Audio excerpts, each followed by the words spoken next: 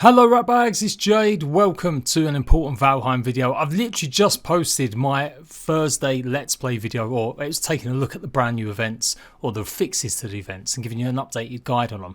And then they just released this info about the roadmap changes, about Hearth and Home, and about what's been happening with them, and where you can answer them or ask them a question in a AMA. So I've got all that news. Don't forget to like, make sure to subscribe for the best in survival games, guides, news and tutorials, as well as a bit of opinion, and let's dive in. Now normally I paraphrase some of this stuff, but I think it's important to read out exactly what the devs have said in this instance. Hi everyone, we want to start by thanking you all for your patience and kindness you've shown us since we launched in February. We launched into early access because we want to build the game with you, but never in our wildest dreams could we have imagined how many of you want to join us on this journey.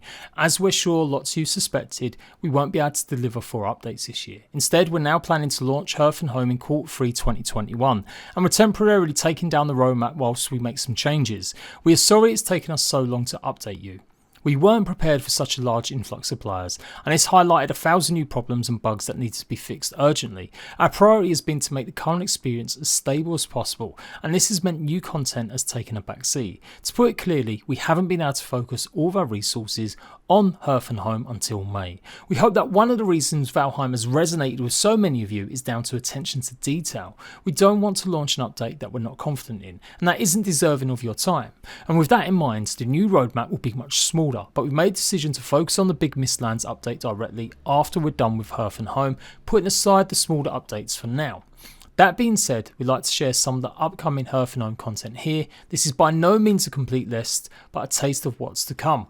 Cue some angry nerds downvoting it or going to do a horrible review even though they've spent about 4,000 hours enjoying the game. Oh, you devs suck. I can imagine it right now, especially some maybe hate baity videos for some YouTubers.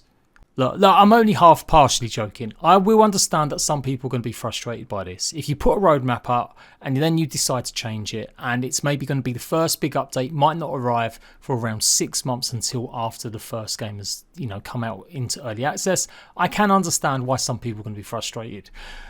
That said, it's not like the game has been just a bit rubbish. It's not like the game has needed new content to try and turn things around or to add something new to it because the content out there just wasn't good enough. Valheim was fantastic. That's why 7 million people bought it. It was a great experience. It took the world by storm, and it will continue to take the world by storm. So this idea that this game absolutely desperately needs content is a bit of a wank one, really. Like, it's not an online MMO. It doesn't need to keep up with their player base because you can come back to this game whenever you want. Your dinosaurs aren't going to die. You're not going to miss out on being a PvP king because it's not that kind of game either. Now, I've mentioned quite a bit of this. I'm not going to go any further, I promise. Keep this video nice and short as we take a look at some of that new content. But go and check out my previous video where I spoke about some of this stuff, about why we should just really give them a bit of a break. Like, this team is tiny. Like, compared to some of the other developers out there in early access, that did early access, they are doing the right things. Maybe, yes, they could have updated us a little bit sooner about these changes, but generally it looks like they just thought they might be able to get it done, but certain things have happened, the success rolled on, and they just kept finding stuff they needed to fix first. It's the age-old problem. What do? Do you fix stuff as you go in early access, keeping the game stable, or do you just chuck shit ton of content on it, like you've seen in Art Survival Evolved or other games? And we know what's happened with them, or maybe you don't. I'm about to do a massive rant video on the state of Art Survival Evolved and their latest Genesis 2 DLC, because it's an absolute shit show, a cluster truck of problems, issues, and some of the bugs and issues have been in the game for years. It's not exaggeration to say that a company that's got the resources to have over 140 people working for it, that have made over $500 million Ark Survival Evolved, literally had 8 different launches where they've launched new maps, launched new DLC, they still managed to cock this up 6 years on. That in comparison to Valheim, who have been just quietly going about fixing stuff, getting things ready for a great game that everyone really enjoyed, I think there's just no comparison. So people that whinge and moan about it, shut the fuck up. Like, jokes aside, I get it, I do understand. I would like some new content. It makes my life easier to make it as a content creator because I feel like all of the other stuff has kind of been burnt through. But you just got to use a bit of imagination. I'm sure there's stuff in Valheim you've not done yet. And if you have, go and check out the mods. There is loads of life around this.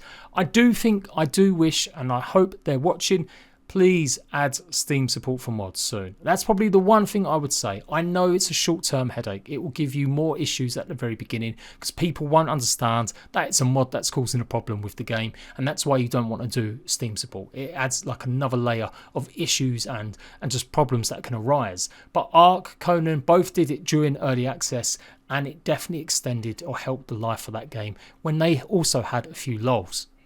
But other than that, I think they've been doing the right thing. Like, they're trying their best. They've got new offices sourced. They've got new people coming on board soon. It's taken a while because of the COVID situation. Across Europe, you've not been able to interview people face to face. You've not been able to go and check out properties and stuff like that. It's only in the last couple months that we're starting to come out with this kind of thing. So for them to launch a absolute stonker of a game in the last 6 months is amazing. Like I said, I don't normally go to bat for developers that much. I am normally known for criticising quite a lot of them, like Rust on console, like Ark, generally DayZ, Bohemia. I will give them loads of shit when I think they need it. But I do try and add that bit of perspective, a bit of balance, and try and explain what goes on. Even when I'm criticising them games, I understand that some things are out of their control. And some of the stuff that's gone on with Valheim is simply just down to the success. It's no one's fault. The game is just a monster hit. Anyway, sorry guys, I'm still obviously a bit angsty. Like I said, I've seen quite a bit of blowback on this, and it has been riled up by YouTubers and other people in the community, just not really being that fair. Let's focus on something positive. The new stuff. We've got brand new darkwood roofs. So does that mean there's going to be darkwood trees? I'm guessing this is going to be just from oak trees. Stuff like that we're going to get this kind of new material. I hope it extends. I hope it's not just the roofs. I hope we get some sort of variation. Not a completely new tile set for walls and doors and stuff, but just another few nice pieces. That would be good. You can see in this picture, it does look like there's like almost a log chair, because if you zoom right in, which you can just maybe about do, you can see there's little tiny grooves in these little logs. So it does look like they're log seating to me. But this will still be fantastic for builders who are sick and tired of seeing thatch, damp thatch coming through. So yeah, good stuff. Then we've got the new crafting benches. We've got the butcher's block. We've also got pots and pans, the spice rack, and obviously part of this is revamping the food system. So they're going to make it more about your playstyle. If you want a tanky character, you're going to create recipes that are going to give you more health. And definitely this is what's needed. Things to flesh out your playstyle, to give players a new way of trying something, to have their character go through different stages or just mess around. I love the idea that it's food that does this as well, because then that means that you can switch it up. You can go and try crafting a bunch of new foods and see how that helps you in with different types of weapons rather than being stuck down one path. But pretty much this food will give you the ability to deflect incoming hits and mitigate damage if that's the kind of food that's going to increase your health. So I like that a lot. It's always been one of the best things about Valheim is the way the crafting stations actually have a prettiness to them, but also function. I love the idea of having special built rooms or even buildings, so you can go into the butcher's shop, you can go into the bakery. I love that idea. I really hope they carry on with that and flesh that out even more. The spice rack looks pretty cool, like they're all hanging up and stuff. Again, that looks just really interesting. They've got over 10 brand new recipes, and here's some on show, including ice cream, chocolate smoothie, various wolf meats, and more. So that looks pretty cool as well. You can see like the little ice cream on a bun, or like cream on a bun, and then we've got, by looks of things, onion soup. At first I thought it was leeks, but the next image confirms it is in fact onion, and a variety of different more new food stuff. So yeah, that all looks pretty good. It's something I never really got into, was the cooking side of things as much, and the farming. I didn't do one single bit of farming in my first playthrough of Valheim. And then we've got these onions. So these are going to be part of the game as well, with pretty onion flowers. So these are going to be plantable. Yeah, as long as they keep adding. I would love for them to just add. Make it a farming simulator. Go for it. Add another 10 or 15 different types of crops. That is another avenue that will keep players happy and busy, managing and organising their farms a la Stardew Valley. They finish off the dev sort of blog post by talking about the fact that they are really thankful for the community. They love ideas being given to them. They're pretty flexible about what gets added to the game, but they want to make sure the game's about exploration, and they don't want to spoil that feeling of discovery for the players. So they want to be a bit more open what they're currently working on. It's just hard balancing that. They don't want to show everything off and then have other players kind of being like, oh, I've seen everything there is on offer. So they've pretty much said that you can see Robin working on a piece of content he's enjoying. It might not mean it's coming to the game, but it is something just to bear in mind. And now on to the part where you can ask them a question directly. They're doing an AMA that's going to be starting tomorrow at 2 PM Central Eastern Time. So that's like 9 AM Eastern, I do believe, American time, and that's going to be like 9 or 10 PM, maybe 11 PM Australian time. Don't worry though, I'll do a complete rundown of everything they answered in that AMA for you guys tomorrow. I'll also leave the link for it. It's Reddit, Valheim, obviously, in the comment section, so you can go and check it out for yourself and maybe ask a good question. So ultimately, when is Q3? When are we going to see the Hearth and Home update? Well, the last possible date could be the end of September. The best possible scenario is the beginning of July. I think it's going to be somewhere in the middle. If they thought it'd be July, I'm sure they would say July.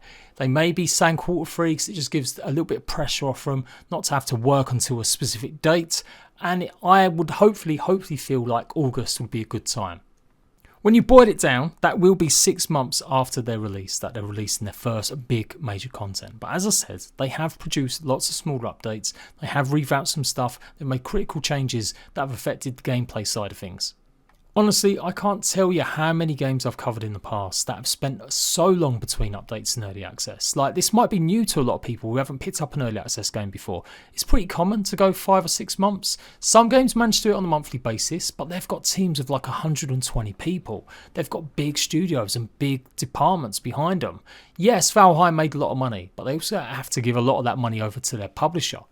Take the 30% cut that Steam take as well, and you are starting to look at diminishing returns. They are still set up for life, and if they can do anything like the kind of work that games like The Forest have managed to achieve with only 2 people, or Green Hell that only had about 10 people when they first started, I think we're all going to be happy with the end result. It just might take a bit of time to get there. So many of the best rated early access games that are still in early access are done by tiny teams that you have to wait months and months in between these big updates. Like Myth Survival is another example of one that's rated really well. Then you've got games like Osiris New Dawn that went like nearly a year and a half without a proper decent update. All I'm talking about is a bit of perspective. I will give criticism, as I've told you before, to companies that are not doing well.